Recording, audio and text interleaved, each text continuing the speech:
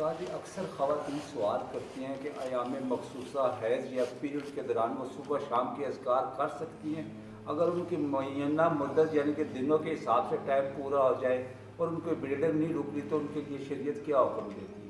یہ اکثر خواتین سوال کرتی ہیں۔ اعوذ باللہ من الشیطان الرجیم، رب اشرح لی صدری ویسر لی امری أعوذ بالله من الشيطان الرجيم بسم الله الرحمن الرحيم وإن يمسسك الله بضر فلا كاشف له إلا هو وإن يردك بخير فلا راد لفضله يصيب به من يشاء من عباده وهو الغفور الرحيم۔ اس طرح ہے کہ نبی علیہ السلام صلی اللہ علیہ وسلم سے ہم یہ بات لیں گے نا، شریعت انہی سے ملے گی نا ہمیں۔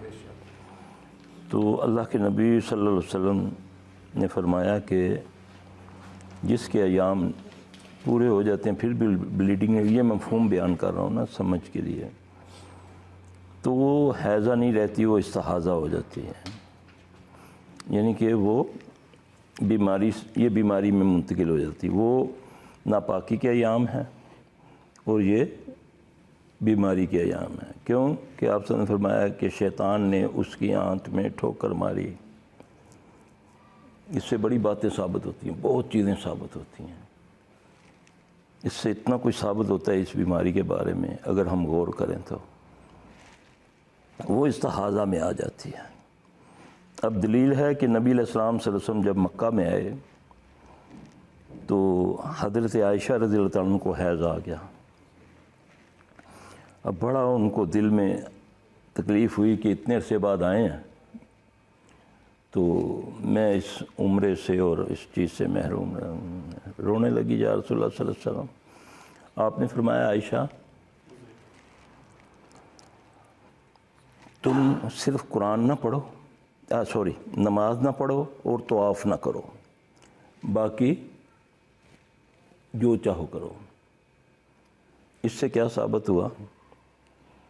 اوریجنل حیض کے دنوں میں بھی عورت کو قرآن پڑھنے کی اجازت ہے، چھونا منع ہے، لا یمسہ، یہی ہے نا، پڑھنا منع نہیں ہے، ٹھیک ہے۔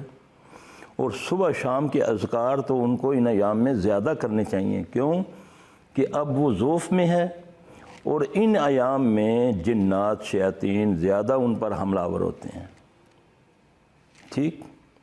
اب رہی بات کہ اب ایک بی بی کے بیماری کی وجہ سے ایام رکتے ہی نہیں ہیں، کئی ماہ سے ہے، لیکن لا علمی کی وجہ سے وہ نماز چھوڑے بیٹھی ہے۔ تو یہ بڑی دکھ والی بات ہے کہ امت کو پتہ ہونا چاہیے وہ اپنے ایام پورے کر کے وہ پاک ہے، وہ نماز پڑھے گی، چاہے وہ جو بھی استعمال کرتی ہے بلیڈنگ کے لیے، پیڈ ہے یا کپڑا جو بھی، لیکن وہ نماز پڑھ سکتی ہے۔ ہاں یہ ہے کہ ہر نماز کے ساتھ وہ وضو کرے گی۔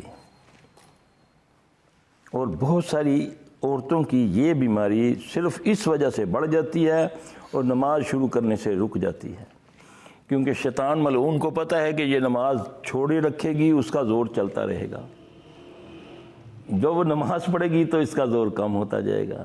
اس لیے مسلمانوں پر نماز فرض عین ہے، مردوں اور عورتوں پر، ٹھیک۔ یہ مسئلہ ہے، یہ ہمیں پتہ ہونا چاہیے۔ اور پڑھنا کسی صورت منع نہیں ہے، صرف چھونا منع ہے، باقی پڑھنے سے کوئی، اللہ کہہ سکتا ہے بندہ، اللہ بڑا ہے، اللہ کی کلام، اللہ کے آگے کیا ہے؟ اللہ کی کلام ہے نا قرآن، ٹھیک ہے نا۔ میں اللہ کہہ سکتا ہوں تو اللہ کے کلام کیوں نہیں پڑھ سکتا؟ اور پھر کوئی ثابت نہیں کر سکتا مائی کا لال، قرآن و حدیث سے ثابت نہیں کر سکتا اللہ کے حکم سے کہ ان ایام میں پڑھنا بھی منع ہے۔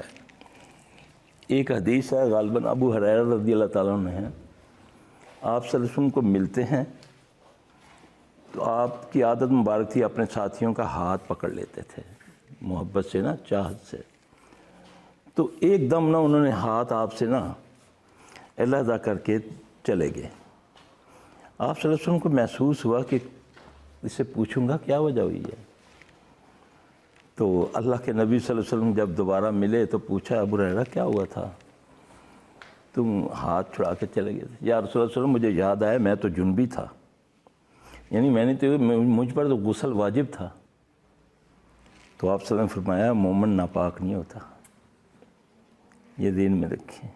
جنابت ایک علیحدہ چیز ہے، لیکن آپ اگر اللہ نہ کرے کہ اس حالت میں ہیں، 100 مجبوریاں ہو جاتی ہیں. پانی نہیں ہے، آپ سفر میں ہیں، سوئے ہوئے ہیں، آپ کو احترام ہو گیا ہے، جنابت تو ہوگی.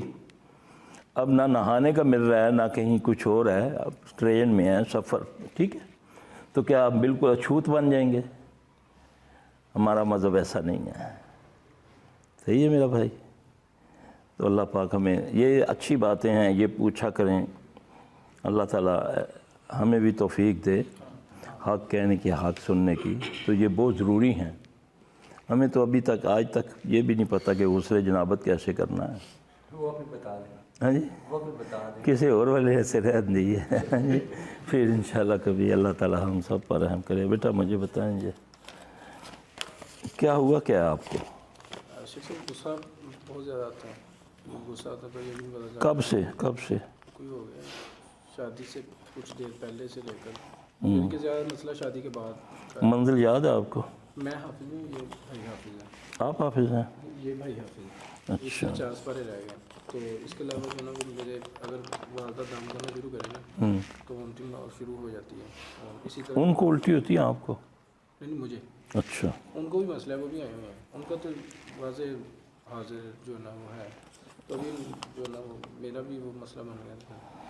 اسی طرح جو نا وہ فروٹ وغیرہ لے کے گھر جا رہے ہیں تو وہ مطلب گر جاتے ہیں. بالکل محسوس ہی نہیں ہوتا. اتنے بڑے بڑے پیکٹ ہوتے ہیں پھر بھی پتہ نہیں چلتا کہ غائب ہو جاتے ہیں. بڑے شوز جینن جا رہے ہیں، فروٹ بھی نہیں چھڑتے. ابھی نا کنگھی کی پہلے نہیں میرے بال گرتے تھے، لیکن ابھی کنگھی کافی زیادہ بال جو نا گرے ہیں. پیچھے بھی ادھر بھی کنگھی میں بھی آئے ہیں. پہلے کبھی نہیں اس طرح. اللہ یار الحمدللہ الذی عافانی مما ابتلاک بہ وفضلنی علی کثیر ممن خلق تفصیلا. آپ کو سمجھ آئی یہ کیا ہے؟ جی آپ کو سمجھ آئی یہ کیا ہے؟ آپ نے کہیں اور علاج تو کروایا ہوگا؟ جہاں سے بھی کروایا نا انہوں نے کہا جی آپ نے جادو کیا ہوا نفرت کا، کہ آپ کی نا نفرت پیدا ہو اپنی بیگم کے ساتھ، سسرال کے ساتھ. اچھا. اور ہے بھی سیم یہی مسئلہ بھی. تو آپ نے اس کو بتایا تو اس نے بتا دیا نا. کس نے؟ آپ نے مجھے بتایا تو مجھے ہی نہیں عقل تھا نا کہ اب آپ پر تو جادو ہے ہی نہیں. میں کہتا ہوں بتا کے نکال کے دکھائے کوئی جادو. یہ جادو تھوڑی ہے. 2-3 جو نا وہ بیٹا تیرے تے والاں چو جادو کٹ دین گے انج کر کے نا تیری داڑھی چو انڈا کٹ دے گا. وہ حرامی ہوئے گا. میں اس کو حرامی بولتا ہوں جو مریضوں سے جھوٹ بولتا ہے. ہے تو اللہ چیز تھے یار یہ کوئی یہ حجت ہے؟ میں اہل حدیث ہوں، میں گناہ کروں تو میں بخشا جاؤں گا؟ جو جھوٹ بولے گا اہل حدیث ہو، شیعہ ہو، بریلوی ہو، اس پر اللہ کی لعنت ہے. جو بھی جھوٹ بولے گا جھوٹے پر اللہ کی لعنت ہے کہ اللہ نے کیا ہے خاص جھوٹ نہیں بول رہا بولن گے بخشے جان گے تو باقی سارے جو کرے گا. اور سب سے بڑا دھوکہ کیا ہے؟ مظلوموں کے ساتھ دھوکے بازی کرنا، بیماروں کے ساتھ دھوکے بازی کرنا. اس سے بڑا فراڈ کیا ہوگا؟ اس سے بڑا ظلم کیا ہوگا؟ وہ تو مارا ہوا ہے، وہ تو مرا ہوا ہے. آپ ڈوبتے کو تنکے کا سہارا.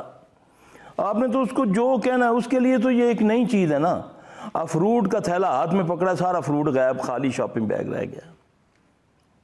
ہاں جی، بغیر کسی وجہ کے کپڑے پھٹ گئے ہیں، کھڑا ہوں کپڑے پھٹ گئے ہیں، جسم پر پورے داغ، پورا جسم پر کٹ لگ گئے ہیں بغیر کچھ لگے ہیں.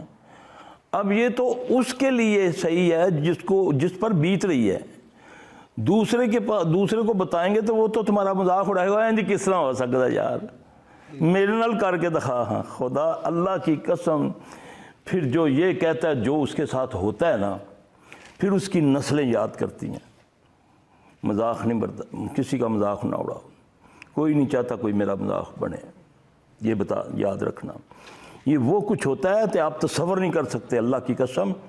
میں نے بڑی کتابیں پڑھی ہیں اس معاملے میں، لیکن جو کیس جہاں پہ آتے ہیں نا ہمارے پاس، وہ میں نے کتابوں میں بھی نہیں پڑھا تھا۔